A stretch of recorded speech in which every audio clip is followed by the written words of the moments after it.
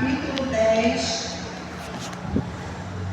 Lucas 10, versículo 19, que diz assim: eis aí vos dei autoridade para pisar os escorpiões, serpentes e sobre todo o poder do inimigo, e nada, absolutamente nada vos causará dano. Pode acertar. Essa palavra foi Jesus ordenando aos seus discípulos no momento em que ele já ia subir aos céus. Ele havia também ordenado 70 discípulos para fazer a obra, para eles voltaram maravilhados, porque eles expulsavam o demônio e curavam doentes. Eles estavam maravilhados com o que Deus fazia através das suas vidas. E foi como Jesus chegou para eles: eu te dou poder e autoridade. Cada um de nós que estamos aqui, nós já recebemos de Jesus poder e autoridade. Desde o momento que nós confessamos Jesus, nós já estamos capacitados, qualificados. Só que existe uns trâmites, vamos dizer assim, e essa hierarquia do mundo espiritual para se estender aqui na terra. De que maneira os processos para nós alcançarmos esta palavra aperfeiçoada em nós? Por que leva tempo para que essa palavra se aperfeiçoe em nós? Porque observe que Jesus levou 33 anos aprendendo, com certeza, que não está na Bíblia, aprendendo com o Pai. Quando ele volta, quando ele iniciou o ministério dele com 33 anos, ele já era um Deus qualificado pelo Pai. Mas mesmo assim, quando ele não estava no amor do Pai, ele estava orando. Por esses dias eu vi um vídeo, era do Billy Graham, que ele falava que ele começou a ter uma vida de oração com Deus. Um dia na escola dele, a professora levantar para ele sair da adolescente para visitar um determinado lugar onde Jorge Lutero começou o seu ministério, buscar de Deus a revelação do Evangelho, que ele foi revolucionário, ele mudou a nossa história daquele tempo. Para hoje nós temos essa liberdade de acessarmos o céu através de Jesus. Ele disse que quando ele viu, a professora passou, mostrou todo aquele lugar onde o Lutero morou, e havia um lugar assim, na beira da cama de Lutero, que tinha 2 buracos assim. Era como se fosse uma almofada, mas tinha 2 buracos. Daí ele perguntou o que era aquilo. Ela falou: aí era onde Lutero se ajoelhava para orar. Logo se vê que era de repente que ele ficava orando, para ter criado um buraco no joelho dele naquele lugar. O homem devia orar muito. Glória a Deus. E aí, esse menino que era o Billy Graham, ainda garoto nessa época. É uma história que eu vi um vídeo na rede social. Naquele dia, ele disse: eu vou ser igual a esse homem de oração. Ele começou também a ter uma vida de oração com Deus. E como nós sabemos, o ministério de Billy Graham foi um dos maiores ministérios, o maior ganhador de almas que nós tivemos nos últimos tempos. Glória a Jesus. Então, como você vê, Jesus nos ensinou: faz a obra, mais ora. A oração é a chave de nós acessarmos o trono do Senhor. Glória a Deus. E a Bíblia diz que aqueles que têm intimidade com Deus, Ele pode conhecer seus mistérios. Aí é que nós vamos começar a entender essa palavra.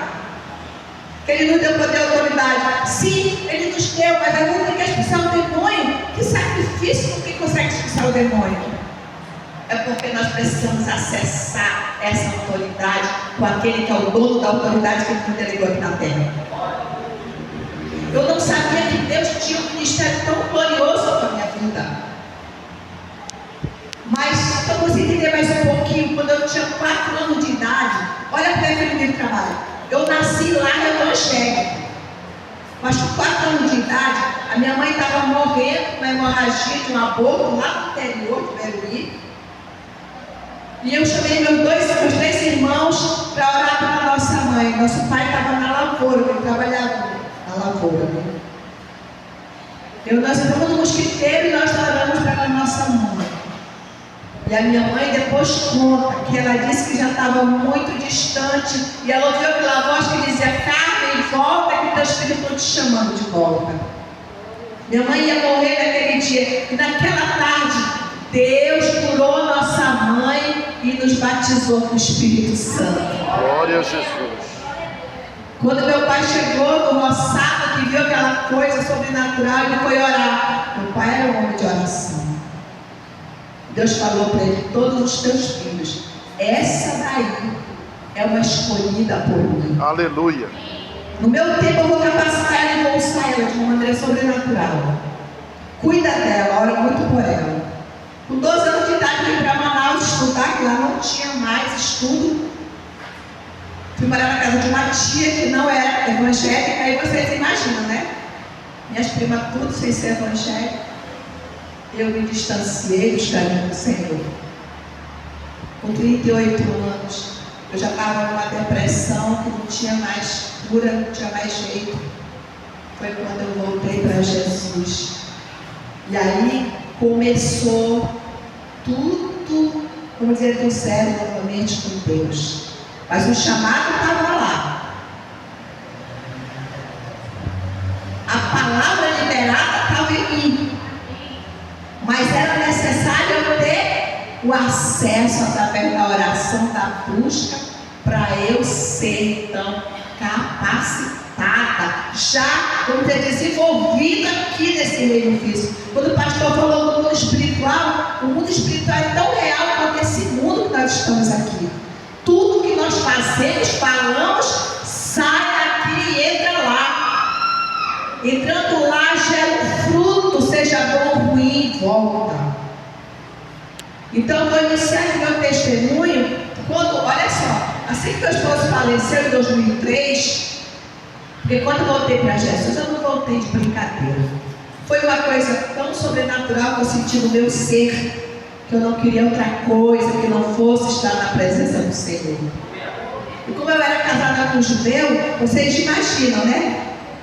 Como que tudo já começou de maneira de guerra contra mim, porque judeu não acredita em Jesus, certo?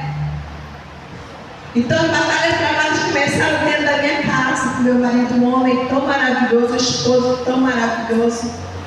Mas só que não era mais contra a lutinha dele, era contra o Jesus da lutinha.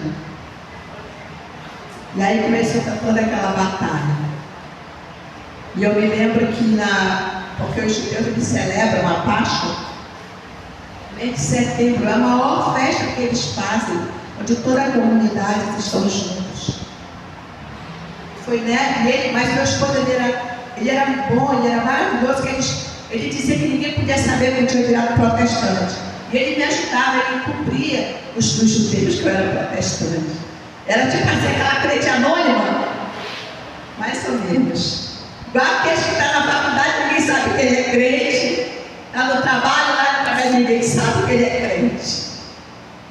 Até quando foi nessa festa de Páscoa, a sinagoga lotada, meu marido bebeu, não sei quantos garrafas de uísque. Aí ele pegou o microfone e falou: vocês sabiam que a rotina de vocês agora é protestante? Quando ele falou aquilo, foi mesmo. Era uma festa porque os judeus celebram muito, eles gostam muito da dança barulhenta, eles bebem muito, comem muito. É um povo muito abençoado, muito alegre, muito feliz. Tudo que eles fazem aqui é para Deus, entendeu? Parou tudo. Aí o rabino me chamou lá em cima no palco e falou assim: tinha verdade que o Natan falou? Eu vou confessar, eu ia negar, eu ia dizer: é mentira dele, ele está bêbado. Mas Deus falou comigo pela primeira vez, eu ouvi a voz de Deus claramente. Quando ele falou assim: aquele que me negar diante do homem, eu o negarei diante de Deus Pai. Aí eu fiquei muda ali, microfone na mão, não sabia o que falar. Sabendo que ele se me odiar, porque era meu último dia de amor dele todo, né? Aí eu disse, olha, eu não sou protestante, eu sou crente no verbo crer. Eu creio em Jesus de Nazaré. Glória a Deus. Aquele que veio para vocês e vocês negaram e mataram ele. Eu falei isso e saí correndo, né? Eu não ia esperar. Não deu outro. Realmente eles me expulsaram de lá, botaram para fora, falaram que eu nunca mais pisaria na calçada da sinagoga. Não sei se vocês já viram que ali, antigamente aquela sinagoga tinha uma calçadinha bem beleza, bem aqui. Hoje tem um muro bem grandão levantado. Era para mim não ter mais acesso lá também. Aí no dia seguinte que passou a porta do meu esposo, quando ele acordou, eu disse, olha, sabe o que eu fizesse ontem à noite lá na sinagoga? Você falou que eu sou crente. Sério, minha mulher? Disse, sério? Você falou e eu fui expulsa de lá.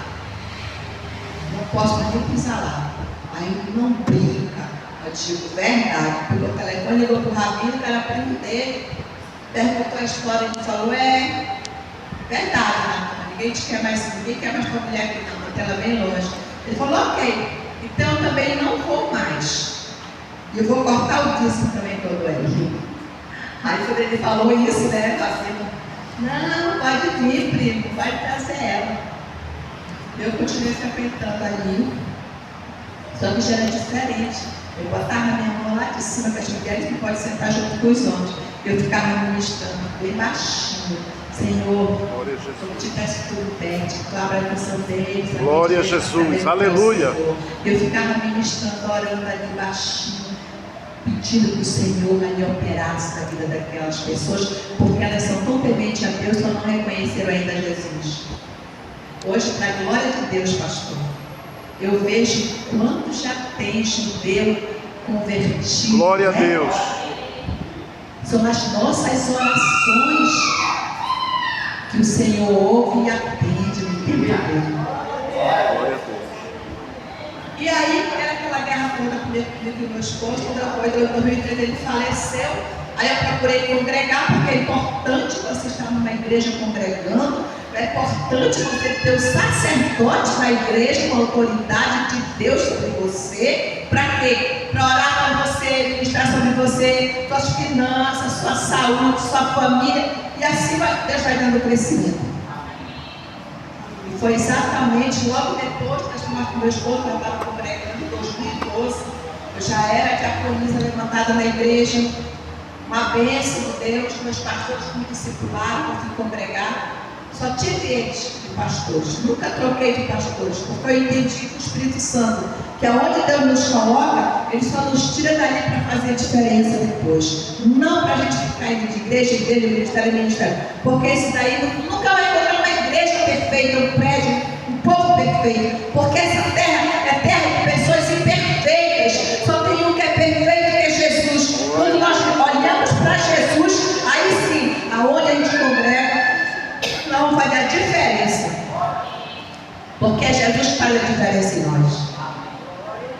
Em 2012 já era diaconisa, uma bênção de Deus. Eu ia ser levantada missionária para a convenção da Assembleia de Deus, que eu congregava na Assembleia de Deus. Fique ouvindo, prestando atenção, passo a passo, como que funciona o mundo espiritual e o mundo físico. Ou o mundo físico e o mundo espiritual. Aí meu pastor falou que ia mandar meu nome para a convenção para ser ungida missionária, porque eu não tinha marido, a Assembleia de Deus não consagrava nem ungia mulher pastora. Você tinha que ir para a missão lá na África, se tu voltasse vivo, aí tu ia ser ungida a missionária. E meu pastor disse que ia dar meu nome naquela convenção para mim ser ungida. Acabou a convenção, meu nome não saiu. E eu fui então no culto, fui no gabinete do meu pastor e disse, pastor, o que aconteceu quando eu fui chamada? Meu Deus, eu fiquei lá preocupada. Ele disse assim, minha filha, eu não mandei seu nome para a convenção. Disse, como não, pastor? O senhor prometeu que o senhor ia mandar meu nome para a convenção. Falou, não, minha filha, eu não posso perder você. Você é a coluna do meu ministério. Porque eu sempre gostei de orar. Então eu era a intercessora do ministério. Você é a coluna do meu ministério, eu não posso perder você. Naquela hora eu fiquei muito triste, deu vontade até de dizer assim, você é um mentiroso, pastor. Mas como eu sei que o mundo espiritual funciona de maneira, próprio Jesus mesmo nos ensinou, que o manso entrará na terra, não é assim? Aí eu fiquei calada e disse, tá bom, pastor, o senhor é meu pastor, então eu tenho que obedecer aos seus comandos. E subi para o culto. No outro dia, bem cedo, o pastor estava batendo lá em casa. Quando eu fui atender, ela me disse assim, minha filha, eu não dormi a noite inteira. Deus falando comigo e dizendo assim, libera minha serva, libera minha serva, libera minha serva. Eu já fui lá no tempo central, peguei sua carta de transferência, já liguei para o pastor amigo meu lá do Rio de Janeiro, da Boas Novas. Ele vai me receber lá, vá para lá, porque por lá você vai poder ser levantada a pastora, a missionária, o que Deus colocar no coração dele. Você não pode ficar parada. Deus tem uma grande obra com você nessa terra. Eu não posso prender você. E eu fui para o Rio, fui congregar com o pastor Ezequias, um homem de Deus, com um ministério maravilhoso também.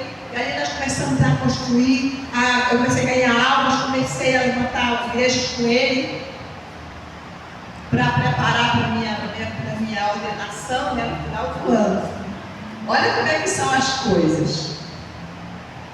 Aí Deus ali começou a abrir as portas, falando de tal maneira, gravei um CD, coisa que eu nunca pensei diante de Deus, nunca pensei em cantar, ser cantora, eu nem sei cantar, porque eu não tenho voz.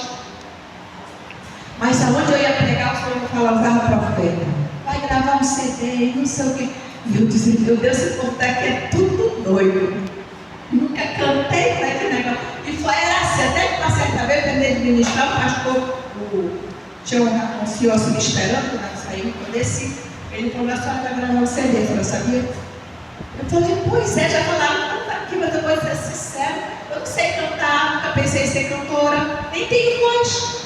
Ele falou, mas vai, porque Deus falou para mim, disse assim, olha, a minha serva vai gravar um CD que vai abrir as portas do teu estúdio para gravar o CD dela. Ele era dono de um estúdio lá em Mesquita, lá na Baixada Fluminense. Ele puxou o cartão, está aqui meu cartão, quando tiver um louvor, me procure, que eu vou gravar o CD para a senhora de graça. Eu falei, quem é o senhor? Se eu sou o pastor falando de tal. Se o pastor fala sério, como é que eu vou gravar um CD? Eu não tenho canção, não tenho nada. Ele, durma com o livrinho do seu lado, uma caneta, que as pessoas vão ligar depois. Glória a Deus. Aí você vai fazer um rascunho, entrega para mim que eu coloco, faço a melodia. E assim eu fiz. Deus me deu algumas canções e outras pessoas também amigas me deram algumas canções. Quando eu já tinha todo aquele rascunho, eu fui lá com ele. Aí ele pegou, fez a melodia, fez a canção e saiu a coisa mais linda no final. Aí eu fiz esqueleto, depois foi colocar a voz fixa. Eu gravava no louvor uma música por dia. Isso ele a esposa dele orando em mim e fazendo a comemoração, porque eu nunca tinha voz, não tinha como eu cantar. E o Senhor ali agindo. O meu chamado ele é todo marcado por sinais da parte de Deus. Glória a Jesus. E assim é o seu também. Amém. Quando você começar a ter intimidade, relacionamento profundo com Deus, você vai observar o quanto que Ele tem marcado já a sua vida, a sua casa, tudo que Ele tem colocado nas suas mãos. E assim saiu o CD. A coisa mais linda, tudo músicas com letras proféticas. Aleluia. Verdade. E quando então houve minha ordenação lá no Rio, eu disse, pastor, o meu pastor levou para Manaus para fazer o lançamento do meu CD.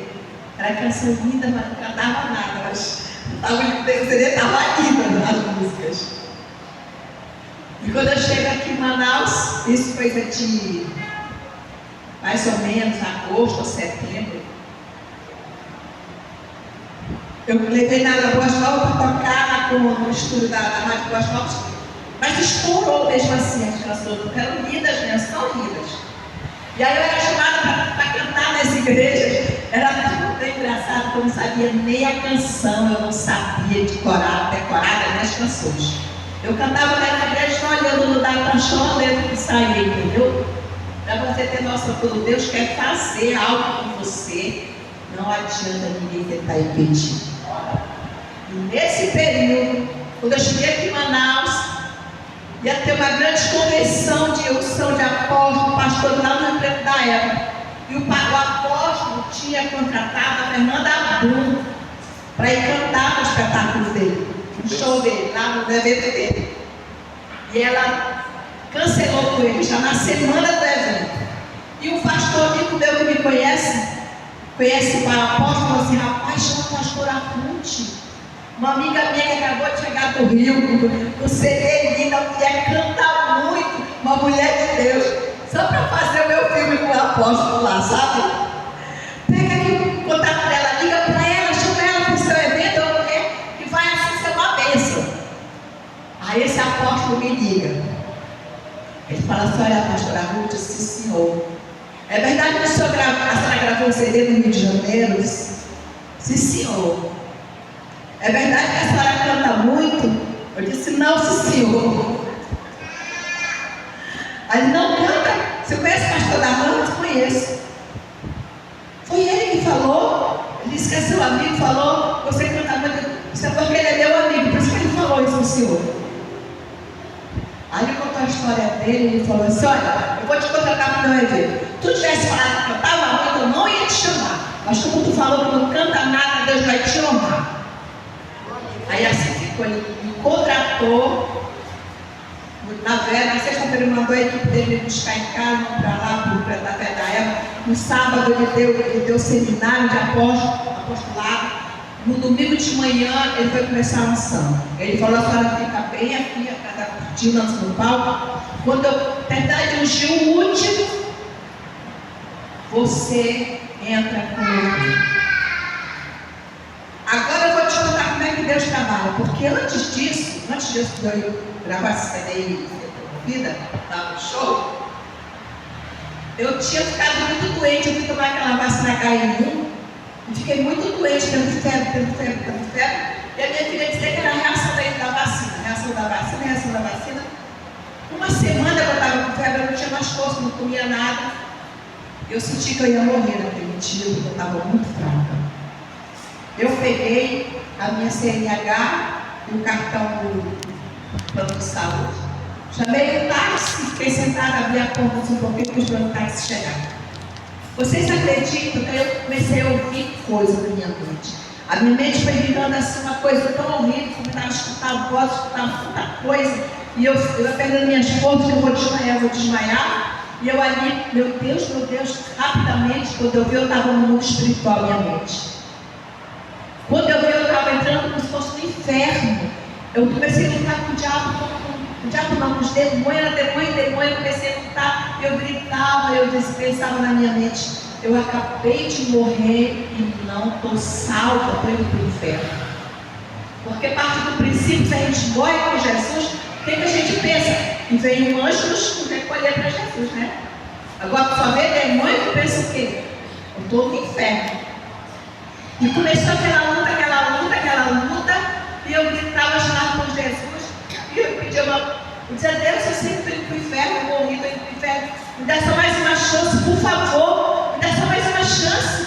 Olha, aquela experiência que eu tive foi algo tão sobrenatural que eu entendo hoje por que Deus fez eu passar aquela experiência.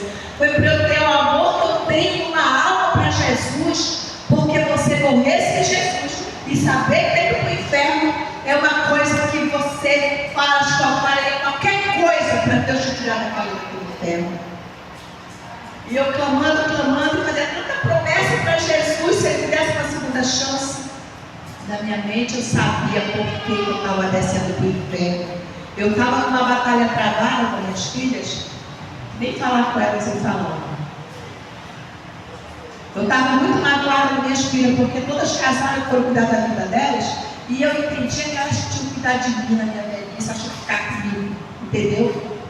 Elas foram embora cuidar da vida dela, é normal, que é normal, a pessoa estuda, trabalha, vai cuidar da sua vida. A nossa missão é só criar e projetar na vida. A Bíblia diz que nossos filhos não são nossos, eles são herança do Senhor. Glória a Deus. Aleluia, Senhor. E quando nós entendemos que os filhos são nossos, queremos eles para nós passamos a luta. É meu caso. Eu não perdoava minhas filhas por ela ter feito tudo.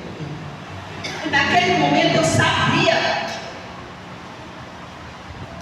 que eu estava indo para o inferno porque eu não liberava o perdão para minhas filhas e não tinha abençoado elas para cuidar da vida delas. Aí veio na minha mente, Senhor, eu prometo, Senhor, eu vou perdoar minhas filhas, eu vou liberar elas. Que ali você vê que está indo para o inferno, tu faz qualquer acordo com Jesus. Olha, uma luta muito grande, nem gosto de lembrar. Quando eu vi o Satanás já vir na minha direção para me receber, eu acho, não, Senhor, não, pelo amor de Deus, não. Quando foi assim, eu vi que abriu um portal bem grande assim, aí saiu um ser de branco que estendeu a mão para mim, eu corri, ele pegou na minha mão e me puxou daquele inferno aí que eu estava. Glória a Jesus. Quando eu entrei para aquela outra parte, eu digo, meu Deus, graças a Deus, Jesus me deu uma segunda chance, não foi? Então quer dizer que quando a gente está morrendo indo para o inferno, a gente clamava muito, Jesus dá uma segunda chance para a gente, tira a gente de lá. Ele falou, não, você não morreu, você foi só arrebatada de espírito, porque aqueles que morrem sem Jesus não tem como revogar nem como voltar. Tem que estar com Jesus pronto. Antes, que depois não tem mais jeito. Eu disse, eu não morri. E que aquele inferno lá que eu entrei? O demônio Satanás por aquilo ali não é o inferno. Ali é o primeiro céu onde as batalhas estão travadas. Se não é o inferno, aí naquela grande confusão ali, eu disse para ele, mas eu vi o Satanás lá. Disse, ele é o comando maior. Ele que tem as potestades principais, que recebe os comandos, todo trabalho numa tão grande organização e convicção para atacar o servo do Senhor lá na terra. Eu disse, sério? E o inferno? O inferno está fechado. O Satanás e seus demônios vivem de rodear a terra e comandar o mal contra os servos do Senhor na terra. Quando ele falou da hierarquia, Satanás comanda os demônios altamente fortes, vamos dizer assim, braço direito dele, e depois do braço direito dele tem os que ele comanda aqui, os mais inferiores, que os daqui da terceira etapa, Satanás, segundo, terceiro. Esse do terceiro aqui é que eles infernizam a nossa vida, eles lutam contra a nossa vida para a gente não alcançar nosso objetivo, nosso propósito de Deus, para tentar nos tirar da presença do Senhor. É o terceiro. E o quarto é os que comandam na região celestial da maldade, para praticar o mal, matar, roubar, estuprar. Vocês estão entendendo? Depois eu entendi que esse meu arrebatamento foi Deus me mostrando no hospital para eu entender. Primeiro, uma alma para Jesus vale muito. Aleluia. Eu voltei de lá com amor nas almas, que eu faço qualquer coisa por uma alma. Vou contar para vocês o que eu fiz agora, recentemente, por uma alma, porque o anjo me disse que, olha só, que nós temos autoridade de perdoar pecados, multidões de pecados. Então essa última região aqui, legião que é da maldade, são esses que estão aí. Mato, estupro, que nós estamos vivendo, regendo, por quê? Porque nós estamos debaixo de uma autoridade humana que também é regida por eles. Vocês estão entendendo? Mundo espiritual, mundo físico, tudo igual. O diferencial está naqueles que estão com Jesus. No nosso caso, olha aqui na igreja, no dia de domingo de hoje, nós estamos aqui por acaso. Nós estamos aqui recebendo revestimento, bênção, vitória, para passarmos a semana.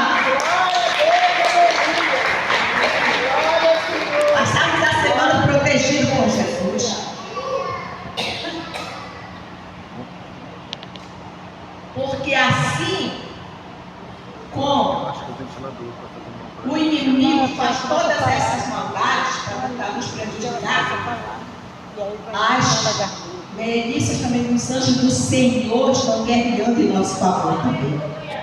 Nós não estamos sós.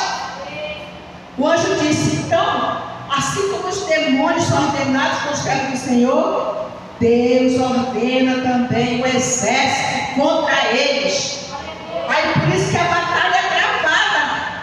Olha, nós não temos ideia do que acontece lá em cima. O que chega muitas vezes em nós são pelas setas e vamos dizer assim, aqueles dardos inflamados que chegam até nós. Porque nós temos um Deus que nos protege, que coloca anjos a nosso respeito, para nos proteger. Ele diz que nenhum mal vai nos acontecer, nem a nós e nem a nossa família. E aí quando eu disse assim, então lá é o inferno está fechado, porque quando Jesus estava 3 dias no sepulcro, ou seja, quando Jesus morreu, ele ficou 3 dias no sepulcro, ele não estava morto, ele estava trabalhando. O anjo me disse, em espírito, ele foi no inferno, saqueou o inferno, tomou a chave na mão do inferno. Está tudo na mão de Jesus para dar uma alta proteção para nós. Glória a Deus. Aí eu disse, então o inferno vai ser devolvido por Satanás depois que haver o julgamento final. Depois do julgamento final, quem for de Deus vai reinar com Jesus, quem for do inimigo vai reinar com ele lá no inferno, naquela tortura que a Bíblia diz, que é ranger, gritos, né? Agora escute só, isso não quer dizer que vai ficar bem no bem não. Todos vão ser recebidos pelo seu Deus. Quem não morrer com Jesus vai ser recebido pelo diabo e seus demônios. Era o processo que Deus me mostrou, que eu passei, que assim seria com quem não está salvo, porque eu achava que eu não estava salvo. Essa foi a experiência que Deus fez eu passar. Então preste bem atenção. Aí eu disse assim, mas depois que morre esse programa para onde? Todos vêm para cá, onde nós estamos, todos. Aqui, esse setor aqui que nós estamos, aqui se chama o seio de Abraão. Todos que morrem são recebidos pelo seu Deus e depois voltam para cá, até no dia do arrebatamento geral, da ressurreição, onde vai haver o julgamento final. Eu disse, meu Deus, que interessante. Ele falou, pois é, você veio aqui para você conhecer e você prega lá que o inferno existe, está esperando aqueles que ficarem com Jesus. Que todos, que eu sei de Abraão, por isso que a gente não pode pedir para ninguém dormir o sono dos justos, porque lá todos estão dormindo o sono dos justos. Sono dos justos é morte temporária, porque nós com Jesus não morremos, Jesus tem nos garantido isso, né? Que nós não provaríamos a morte. Qual que é a morte? A morte é o pecado. Se nós estivermos com Ele, a Bíblia diz que Ele nos limpa do nosso pecado com isopor e nos deixa branco que nem a neve. E aí disse assim, então, eu disse, o que eu estou fazendo aqui agora? Eu sei que eu estava lá na sala, da minha sala. Eu devo, o que fizeram com o meu coração? Não, nem pense nisso. Por enquanto, aprenda que você vai receber a unção que você vai exercer o seu ministério lá na terra. Você vai ser ungida aqui, no tempo de Deus, você vai ser ungida pelo nome lá na terra. E eu peguei, quando eu vi isso, veio um outro seco do chofar, e derramou óleo na minha cabeça, e derramou todo o meu corpo, só que ele não melava. Quando eu peguei assim, ele não melava, era seco. Eu disse, olha, mas afinal, que unção é essa? Que olha é esse, que unção é essa? Ele falou, você recebeu a unção de maior autoridade do mundo espiritual. É a unção de governo. A unção de governo.